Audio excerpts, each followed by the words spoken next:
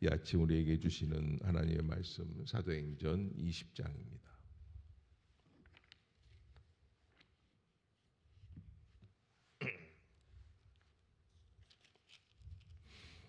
20장 한 절씩 교독합시다.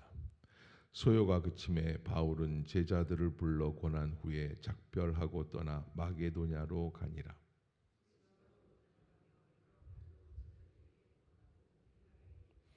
거기 석 달 동안 있다가 배 타고 수리아로 가고자 할 그때에 유대인들이 자기를 해하려고 공모함으로 마게도냐를 거쳐 돌아가기로 작정하니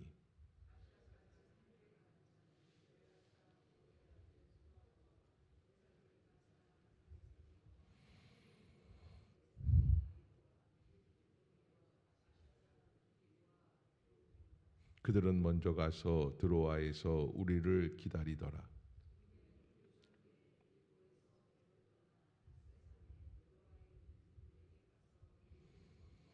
그 주간의 첫날에 우리가 떡을 떼려 하여 모였더니 바울이 이튿날 떠나고자 하여 그들에게 강론할세 말을 밤중까지 계속하며 유두고라 하는 청년이 창에 걸터 앉아 있다가 깊이 졸더니 바울이 강론하기를 더 오래 하매 졸음을 이기지 못하여 3층에서 떨어지거늘 일으켜 보니 죽었는지라.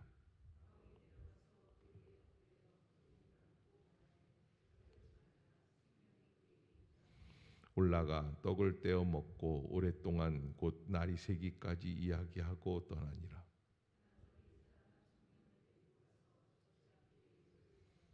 우리는 앞서 배를 타고 아소에서 바울을 태우려고 그리로 가니 이는 바울이 걸어서 가고자 하여 그렇게 정하여 준 것이라.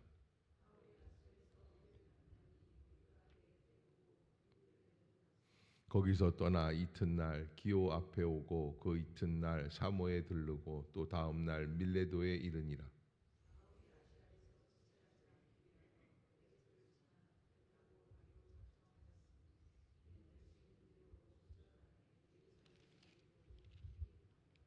바울이 밀레도에서 사람을 에베소로 보내어 교회 장로들을 청하니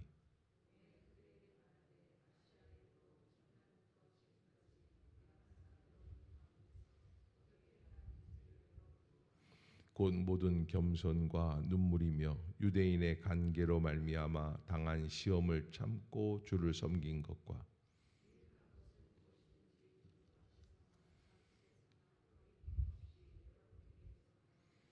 유대인과 헬라인들에게 하나님께 대한 회개와 우리 주 예수 그리스도께 대한 믿음을 증언한 것이라.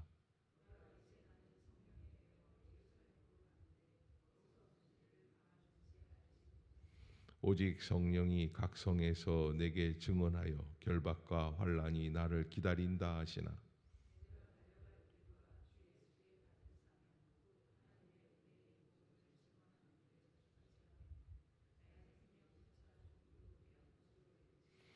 보라 내가 여러분 중에 왕래하며 하나님의 나라를 전파하였으나 이제는 여러분들이 다 내 얼굴을 다시 못할 줄을 보지 못할 줄을 아노라.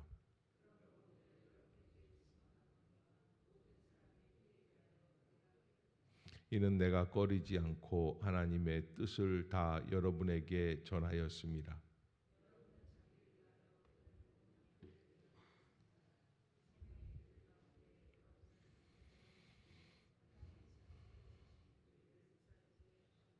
내가 떠난 후에 사나운 이리가 여러분에게 들어와서 그 양떼를 아끼지 아니하며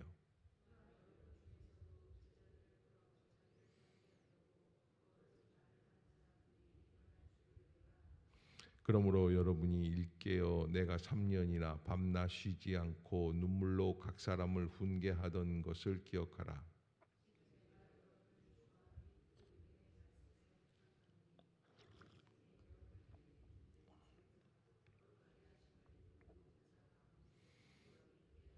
내가 아무의 은이나 금이나 의복을 탐하지 아니하였고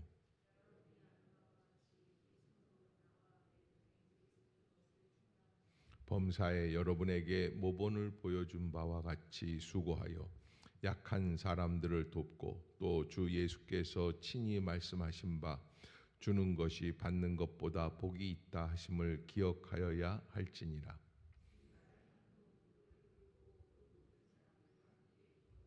다 크게 울며 바울의 목을 안고 입을 맞추고 다시 그 얼굴을 보지 못하리라 한 말로 말미암아 더욱 근심하고 배까지 그를 전송하니라. 아멘. 사도행전 19장에 이어서 20장 이제 3차 선도 여행이 마무리되어져 가고 있는 때 있고요. 이제 바울은 급기야 예루살렘으로 올라가게 되고 이 여행 뒤에 예루살렘에서 어떻게 됩니까? 체포되죠. 그러니까 자기가 지금 마지막이라고 얘기하고 있는 이 부분들이 어쩌면 맞는 얘기가 될 수 있습니다.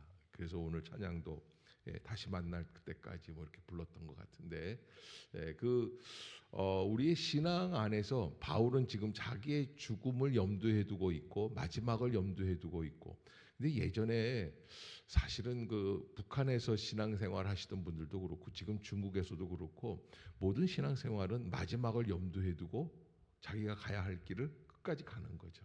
그래서 빌립보에서도 바울은 뭐라 그러냐면 내가 달려갈 길과 또 그의 뜻을 감당하는 모든 일의 방향을 이런 얘기들을 많이 하는 거거든요. 그러니까 어떤 방향으로 가고 있는가, 하나님이 우리에게 맡겨주신 방향으로 가고 있는가, 아니면 내 마음대로 가고 있는가라고 하는 것을 우리가 한 번 더 돌아보아야 할 부분이고 바울이 이 마지막을 잘 은혜 가운데서 잘 마무리하는 그 모습들을 보면서 하나님께서 바울을 끝까지 인도해 주고 계시는구나라는 것을 알 수 있고요.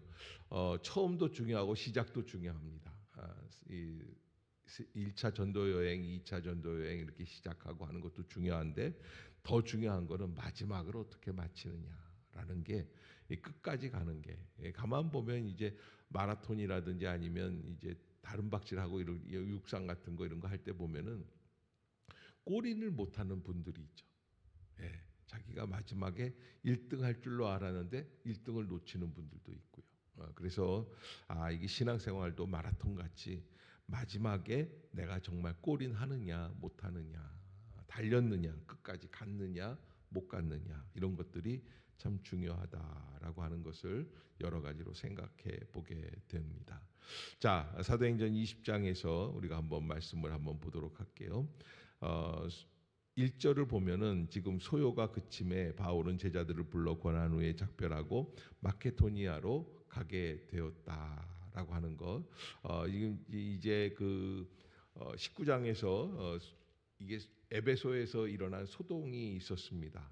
그래서 에베소에서 전도하다가 마침내 때가 되니까 사람들이 그 에베소에 있는 여신상이 있죠. 그래서 그 여신상 다이아나라고 하는 제우스의 딸입니다.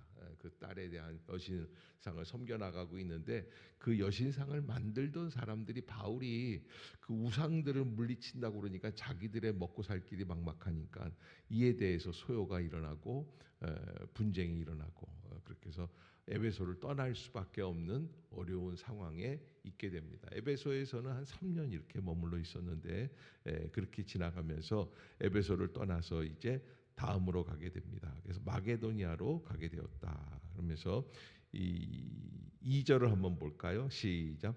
그 지방으로 다녀가며 여러 말로 제자들에게 권하고 그래서 그 마케도니아 지방을 쭉 다니면서 여러 말로 제자들에게 권하였다라는 것은 말씀을 증거하면서 그들을 양육하고 그들을 잘 인도하고 다스리고 다독거렸다. 그러면서 3절에 보면 거기 석 달 동안 있다가 배 타고 수리아로 가고자 할 때 헬라 지역에 있다가 이제 어디로 갑니까? 다시 수리아 안디옥 교회 자기를 파송했던 교회로 다시 돌아가게 됩니다. 그런데 또 가려고 하니까 그때 뭐가 있냐면 유대인들이 자기를 해하려고 바울을 해하려고 공모함으로 마게도냐를 거쳐 돌아가기로 작정하니 그래서 바로 가면은 쉬운데 글로 갔다가는 유대인들이 친 함정에 빠질 수 있으니까 북부 지역 마게도니아로 해서 육지로 해서 이렇게 돌아가기로 했다라고 하는 것을 말을 합니다. 자, 이 4절을 한번 읽어봅시다. 시작. 아시아까지 함께 가는 자는 베레아 사람 브로의 아들 소바도와 데살로니가 사람 아리스타고와 세군도와 더베 사람 가이오와 및 디모데와 아시아 사람 두기고와 드로비모라. 아멘. 이 글을 읽으면서 한 7명 정도 나오는 이 사람들, 이 바울의 직계 제자들이에요. 제자들이 어떻게 됐어요? 적어졌어요? 많아졌어요? 많아졌어요. 바울과 함께하는 사람들. 그러면서 점점점 더 열매가 풍성해져 가고 있는 모습들, 그리고 그 사람들이 바울이 가고 있는 그 길을 함께 동행하면서 바울의 일상, 신상 이런 것들을 조심하게, 그래서 참 보호해 주려고 노력하고 있는 그런 모습들을 보게 됩니다. 자, 그렇게 해서 그 5절을 보면 그들은 먼저 가서 드로아에서 우리를 기다리더라 그랬어요. 우리를 기다리더라. 우리라는 것은 이제 바울과 이 글을 썼던 누가를 의미하고 있습니다. 드로아에 먼저 가서 기다렸다. 그러면 6절, 우리는 무교절 후에 빌립보에서 배로 떠나 닷새 만에 드로아에 있는 그들에게 가서 7일을 머물렀다. 이렇게 하면서 이제 진행이 되는 모습들을 보여주고 있습니다. 그런데 한 가지 사건이 일어났는데, 이게 7절부터 12절까지 이 지역에서, 그 드로아에 있는 지역에서 설교를 하는데 바울이 마지막 설교라고 생각을 하니까 할 말씀이 많았어요. 그래서 뭐 밤새 철야를 해서, 우리 그 7월 3일 날 하고 있는 12강주리 기도 축제처럼 밤새워서 말씀을 전했는데, 참 그 위로가 되는 거는 이런 바울 선생님의 설교 시간에도 자는 사람이 있었다는 거예요. 근데 설교 시간에 자면 어떻게 되느냐? 떨어져서 죽는다. 그것도 한 가지 알고 있어야지 된다. 그런데 죽었어요, 살았어요? 마침내 살았다라는 거예요. 그래서 12절에 보면 사람들이 살아난 청년을 데리고 가서 적지 않게 위로를 받았더라. 그렇게 하고, 이제 13절에 보면은 우리는 앞서 배를 타고 아소에서 바울을 태우려고 그리로 가니 이는 바울이 어떻게 가고자 하여 그랬습니까? 걸어서 간다는 거예요. 야, 이게 뭐 바울이 어디를 걸어서 갈까 하는데 한 이틀, 사흘 정도를 걸어가야 할 그 길을 지금 바울은 홀로 걸어가고 있습니다. 당시에 홀로 간다는 것은 쉬운 일이 아니에요. 위험에 노출될 수 있는 길인데, 그 이 모든 제자들과 또 누가와 일행들 다 놔두고 그 사람들은 배를 타고 가게 하고 자기는 아소까지 걸어서 가기로 하고 지금 그 길을 가는 거예요. 그런데 이 부분에서 우리가 바울은 지금 예루살렘으로 올라가려고 하는, 그래서 수리아 안디옥을 거쳐서 예루살렘으로 가려고 하는 그 길이 바쁩니다. 그런데 이 한 3일 정도 되는 길을 바울이 왜 걸었을까라고 하는 거예요. 또 무엇을 했을까라고 하는 것인데, 많은 분들, 학자들 중에 이렇게 이제 이 부분을 해석을 해요. 이게 유두고를 살렸지 않습니까? 7절에서 12절까지 그 큰 기적 속에서 하나님께서 그와 동행하시고 그런 기적을 베풀어 주시는 하나님의 의도가 어디에 있는지 홀로 주님과 동행하면서 뭐 했을까요? 묵상하고 기도했을 거라. 우리의 삶은 너무 분주할 때가 많이 있습니다. 그래서 아마 오늘도 교회까지 오면서 여러분들이 어떤 생각을 하셨는가라고 하는 그런 질문을 한번 해보고 싶은데, 일어나서 아침부터 시작해서 여기까지 오고 또 오늘 하루를 살아낼 때 여러분들이 어떤 생각을 하면서 살고 계십니까? 그런데 저는 몇 가지로 여러분들에게 부탁드리고 싶은 거는 딱 요 3가지만 좀 있었으면 좋겠다. 주님 지금 나와 동행하고 계십니까? 라고 하는 질문을 좀 주님과 함께 계속해서 해나갈 수 있었으면 좋겠다. 매사에 주님, 지금 주님이 나와 함께하고 계십니까? 또 2번째, 자기 자신에게 나는 주님의 뒤를 쫓아가고 있습니까? 라고 하는 질문을. 주님은 언제나 함께 하세요. 그런데 우리가 주님과 함께하는 그 보폭이 없으면 우리는 주님을 발견하기가 어려워요. 그러기에 언제나 깨어서 주님 나와 함께 하십시오라고 하는 기도와 더불어 내가 주님을 따라가 다닐 수 있게 해주십시오. 근데 어떤 사람들은 성질이 급하니까 따라다니다가 못해서 어떻게 합니까? 내가 주님을 이끌고 가야지 되는. 그래서 항상 주님께서, 그래서 여러분 우리의 삶에서 내가 분주하게 지내다가도 언뜻 묵상하기 시작을 할 때 내 앞에 서서 인도해 주시는 주님을 발견할 수 있는. 그리고 세 번째로 모든 것이 합력하여 하나님의 뜻 선을 이루게 해 주실 줄로 믿습니다. 내 뜻이 아닙니다. 우리가 매일같이 아침마다 묵상하면서 하루 종일 지나갈 때 여러 가지 분주한 일들이 많이 있지만 주님 나와 동행하십니까? 또 나는 주님을 진정으로 따라가고 있습니까? 그리고 모든 것이 합력해서 선을 이루게 하여 주시옵소서. 바울의 삶이 그랬어요. 지금 예루살렘에 가서 어떻게 되는 줄 아세요? 예루살렘에 가서 체포되잖아요. 그런데 거기에 감옥에 들어가서 이제 죽을 수밖에 없는 그런 상황인데 2년을 더 거기에서 머물면서 하나님과 계속 기도하고 있어요. 하나님이 그를 어디까지 인도해 주시냐면 로마까지 인도해 주세요. 예루살렘에서 끝날 줄 알았는데 로마까지 가고, 이 복음의 씨앗이 로마에 가서 어떻게 됩니까?